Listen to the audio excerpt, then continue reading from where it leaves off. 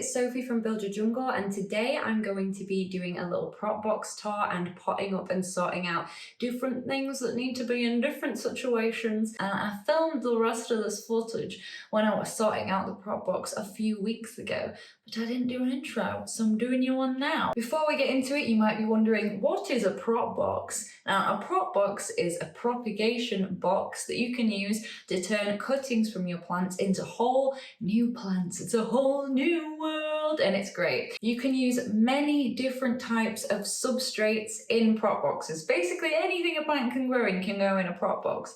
My favorite with the highest success rate for me is sphagnum moss. Fungus gnat. That is what all of these clippings have been growing in, and now they'd been there for a very long time and it was time to pot them up. Things were very rooted and this is how I got on with it. So I've just sorted out the prop box, and by that I mean I've taken out the only actually potted plant that was in here, which was my Croniana Super Silver, and then I've got a whole bunch of other stuff in here that I've detangled out of the moss. And one reason why I didn't show that was because you can see there's some crazy roots going on in here and I really was stressed and didn't want to have to film it. One thing that pushed me to do this, so I wasn't gonna do it quite yet, but my housemate was getting quite annoyed at how long this had been in the bathroom, so I decided to finally sort it out. And you know what? I've actually been really surprised by some of the stuff that I've found in here. Like, there's cool stuff that I didn't even remember I had. There's this Schlumbergera, there's some cool little wet sticks that I'm not sure what they were, this Brantianum. We'll go through it all anyway. I've got a whole bunch of recycled pots and stuff over there, and I've got some different substrates next to me. So I'm going to pop this down on the floor. I'm going to start with the rarest plant in this box, and these were one large cutting and I cut it into two. It's Ficus villosa, and I have a special plan in mind for these. They've rooted really well. I actually had quite an issue getting them to root at first. They took a lot longer than other plants that I've rooted, but I'm not very good with Ficus. But this is such a cool, hairy little dude. Look at that. It's so cool. It does lose the hairiness as it gets bigger, but it's a shingling plant and I just think it's so cool and like Halloweeny as well, which yes, I am getting in that vibe already. I've got these Starbucks cups here, which are going to be the perfect situation for these plants because they like really high humidity. I noticed even when I had one of them outside of this prop box trying to propagate in my greenhouse before, the leaves were starting to want to curl a bit as soon as the humidity was lower than 80. So this one in particular I think will be fantastic because it's got this slight hole, so it'll make a kind of perfect temporary terrarium situation for this plant. And this one as well has got the little drinking hole.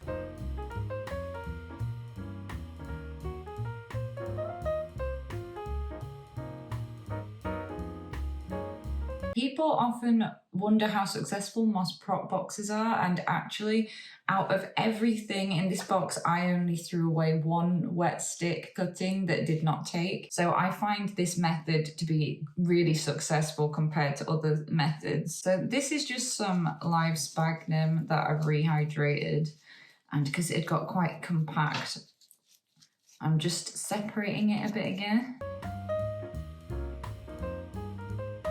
Moss is just so satisfying to touch. Some people don't like it, I really like it. So this is the mid cutting and this is the top one. This is tallest and it is going in here. So when I pot something up with moss, because eventually this will be going into some other kind of substrate, but I like to kind of make sure the roots are a bit separated and then to make sure they're fully covered, because if it dries out then the roots can dry out and snap off. I wrap some moss directly around it first, and then because I've already started to fill this up I can just pop it in and then essentially tuck it in with a little bit extra. But you don't want to press it really far down and compact the roots. I also love on these cups that because you've got the lines, you can kind of monitor the root growth. Root growth better.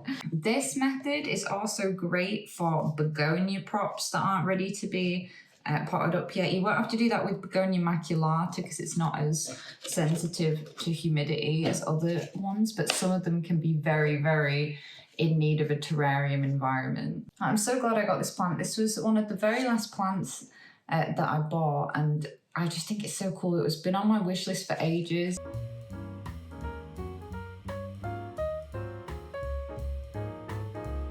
It's funny that you can't see my face, but John Lennon is just watching over the plants. All right, I'm gonna grab a bit more moss. I find that when you buy live, it's easier as well to rehydrate when it does eventually dry out.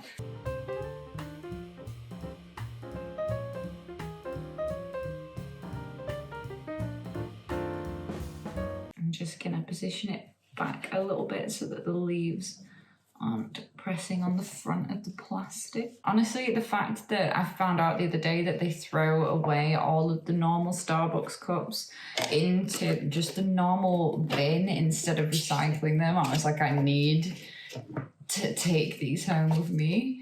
And what a perfect little use for them. Oh, and by the way, I have punctured drainage holes in the bottom of these. Now, as soon as we've got the moss out, I'm gonna move on to things that need to carry on rooting and are not ready for another substrate yet. So I've got this Hoya Rebecca. This Hoya Coroniana black leaf actually is rooted enough for me to consider it a rooted clipping. I am worried because last time I tried to transfer this Hoya into soil, it did not like it and I lost a lot of roots, and they finally come back and I'm thinking, shall I let it do its thing in moss a bit longer? I think I will. I have so many.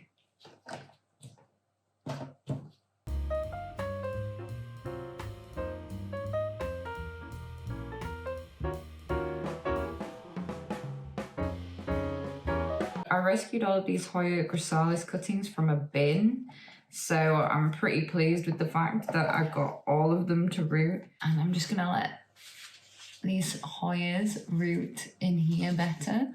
This tiny little guy, which it's very promising that this Hoya Rebecca's finally put out a new little leaf, and it's also got a new growth point, some new leaves on the way as well. Thank you so much, Rebecca. That is so kind of you. These three I'm gonna sell, doing the same thing, but I'm doing it into little recycled pots because I don't think anyone really wants to buy a plant off me in a yogurt pot. Like, maybe some people don't care, but I think some people do care, so I'm gonna put it in this little pot. And I don't like primarily that sell plants or anything like I used to, but now it's just like if I have some spare clippings, and because I have some quite rare stuff as well, like I will sell my clippings. So cute. It's like a little bunny. And I think my other little bunny, Mr. Milo, heard me say that. It's okay, it's just a little guy. Come on, let me rescue you. Come here. Tiny little spider. So I've just discussed it with the spider, and their name is Paul, and they would just like to live on my jade tree now, and I think that's fine. Cool, go for it, Paul. These are adorable. Of course, I moved the moss wall because I was like, oh, I definitely won't need more moss than this, and now I think I do, which is a bit annoying. I love tiny Hoyas. I think tiny Hoyas are just precious. All right, I'm off to the moss mall for reals now. We're about to find out if this bag is truly waterproof because I forgot to fill it up upstairs and now I've got a big sausage bag of water. So I hope it is. I have a yogurt pot. I was so pleased when I really thought I was going to lose this. I got it as part of a bundle set off someone on a private Facebook group ages ago, and finally I couldn't get it to root properly for ages, and finally when it's been in moss in that box, it's put out this leaf, which is so cool. Oh, and it looks like there might be another new growth point actually here. Oh, there is. I'm getting a new little baby leaf. That is so cool. Honestly, when I got this, it was hard to get this species of Hoya, but now it's like you might as well just go buy a big one. One day, this plant will be big. Right, the two problem children are next. We've got Hoya Rosita and Hoya parasitica black margin. What to do with you guys? What to do? I just looked at my plant table and I hit the yogurt pot jackpot, which is perfect for me. Not for the ones I want to sell, but it's perfect for me. I think they were like chocolate mousses or something. Not that it matters. If you were wondering, you may have noticed, if you've ever seen my market stall stand, that I use the glass GU pots for badge display. Which I much prefer to having them loose on the table, and it's a good way to use it. You're staying like that.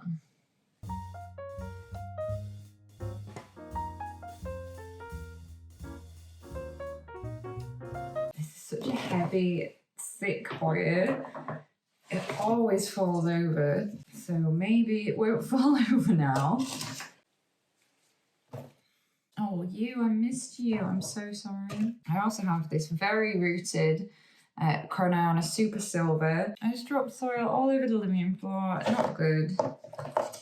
Right, so these little Hoyas, I'm gonna pop with some Soil Ninja. I'm just using the Monstera and philodendron mix. Hoyas really like chunky mix because they're epiphytes.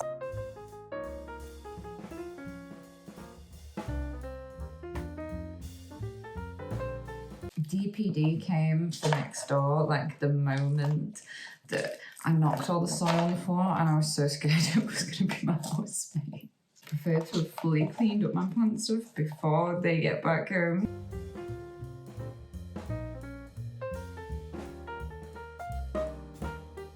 They're both Hoya Corneana, but this is the Super Silver and this is the Black Leaf, and you can just see the differences. These also get a lot more splash variegation. Yes, I am wearing pajama bottoms right now, but it goes with my shirt, so I think it's okay. Okay, so here I've got philodendron silver sword. I did a plant swap ages ago with Dan. Thank you, Dan.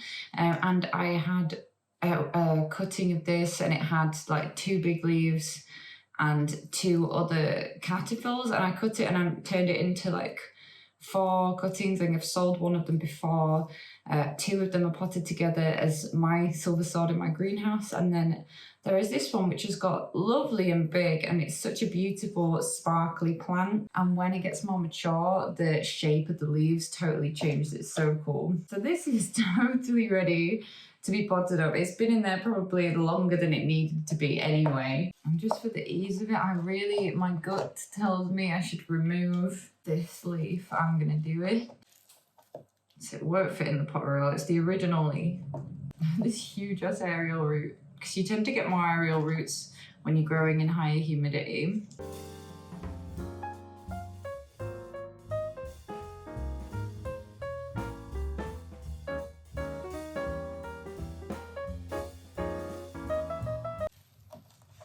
And when I've potted all these up, I'm gonna give them a little water, and I'm also going to dust the dried soil off the leaves. And that's this little cutie. It's really such a cool plant. Fun fact, which you may not know if you're a beginner or haven't propagated plants before, you cannot use this. This is not viable because this is a petiole and not a stem. If you want to propagate a new plant, you have to use a part with a node. Even better if it's already got a little aerial root, because it'll be a lot faster to get going. This little Schlumbergera, so cute. I think it's Schlumbergera truncata. It's got this cute little new leaf.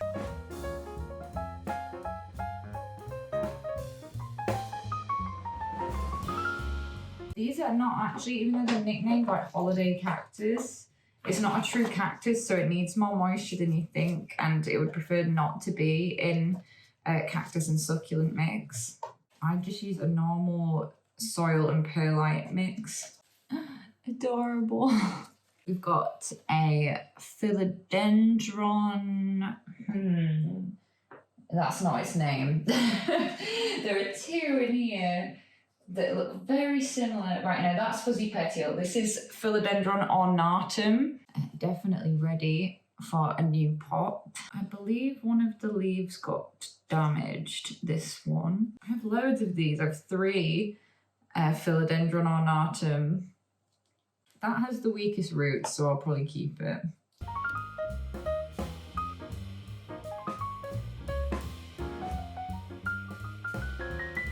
I feel like it wouldn't usually be this messy, but the leaves were a bit wet from when I removed the moss. I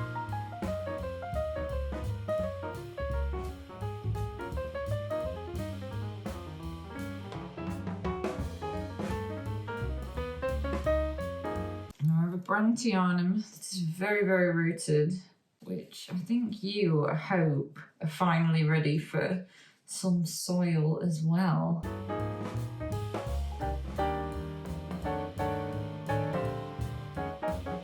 If you ever see a juvenile philodendron with elbow variegation and you're wondering whether or not it's white wizard, white knight, or white princess, one way that I've learned that's easy to tell them apart is white princess tends to have the white striped variegation on the stem. White knight looks the same basically almost as white princess, except the stem. White knight has a different leaf shape. It looks so tiny. This is my Philodendron fuzzy petiole. I had 2 of these originally and they just got, one of them just got so messed up. I think it all crisped up. Yeah, it all crisped up at the ends. When I started growing it again, this was from a wet stick, and I really just appreciate the pattern of veination on the leaves, on the juvenile plant, and I've seen it on the large ones as well, but I feel like it's more prominent on the juvenile plant, and it's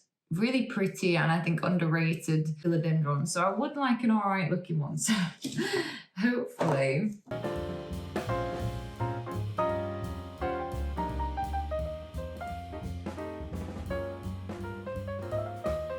A lot of these plants have grown at an odd angle because of ending up being on the side a bit in the prop box, but I'm sure that when I put this under a grow light, it will grow back in the right direction. A bit odd now, but I don't mind.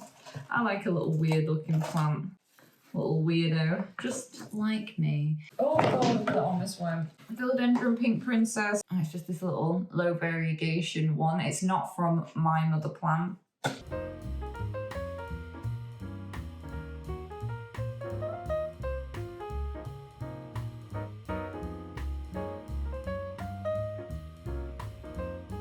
Different place to put all these plants.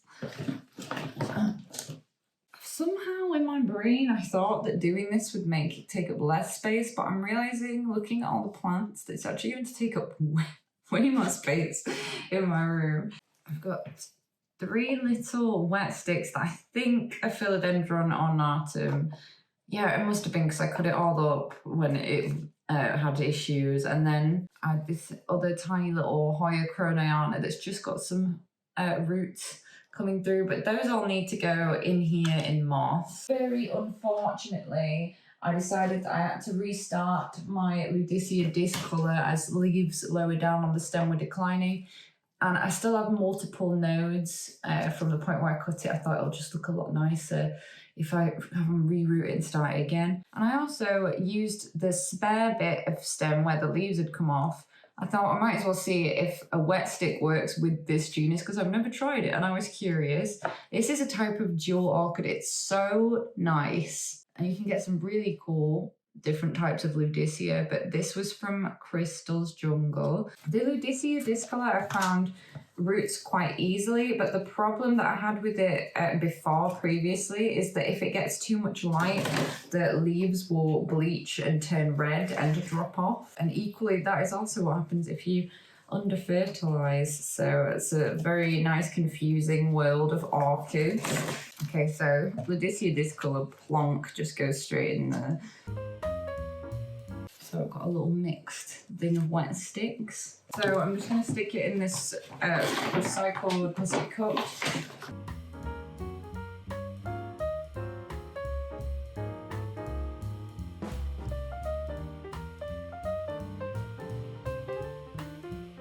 got this really annoying giant dubia, Monstera dubia, which I want to put on a moss pole. I don't have a moss pole right now. It's done this typical thing that Monstera dubia does when it's not planted in the substrate and getting enough light, which is send out these huge runners with tiny little leaves on it. That is no good to me. It's coming off. I may just try and root this. I'm gonna have to remember to move this rather sharpish because they root so much, but I'll just stick it in there. This I'm gonna pot up and then hope that if I put it to the back of the pot, I'll be able to attach it to some kind of moss pole or plank. I don't know why I'm saying that pot because it's going in this pot actually.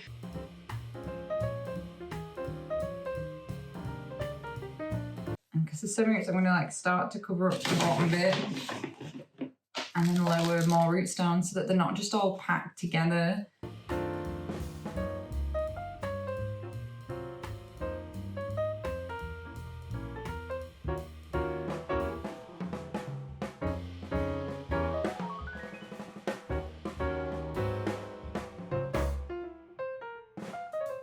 So I've got some room there to pop it on something so that it can shingle. I'm hoping to get some fenestrations in the leaves of this plant by this time next year. Maybe that's too optimistic. I hope.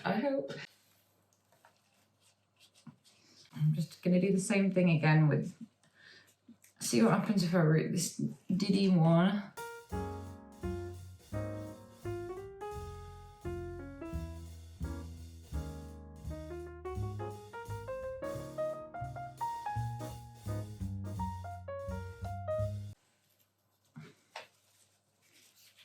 No dubia.